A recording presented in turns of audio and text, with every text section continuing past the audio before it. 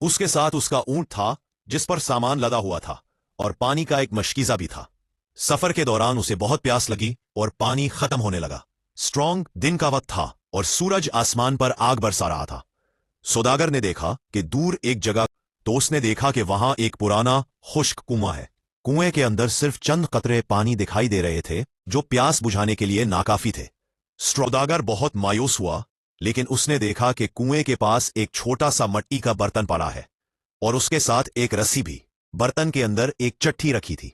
Strong चिट्ठी में लिखा था, ए मुसाफिर, मैंने ये कनवा खोदा था ताकि यहां से गुजरने वाले प्यासों की मदद हो सके। इस बर्तन में थोड़ा सा पानी है, ये पानी कुनवे में डाल दो। कुनवे का पानी ऊपर आ जाएगा और तुम भरपूर प्यास बुझा सकोगे। याद रखो, सिर्फ एक गिलास पानी से कुनवा भर जाएगा। तुम 12 बर्तन भरकर कुनवे के पास रख देना ताकि कोई और मुसाफिर भी फायदा उठा सके। स्ट्रॉन्ग ये पहली चीज पर्दा एक बात सोच में पड़ गया। अगर मैं ये थोड़ा सा पानी कुनवे में डाल दूं और पानी ऊपर ना आए तो मैं ये थोड़ा सा पानी भी खो दूंगा जो मेरे पास है। उसके लालच ने उसे घेर लिया।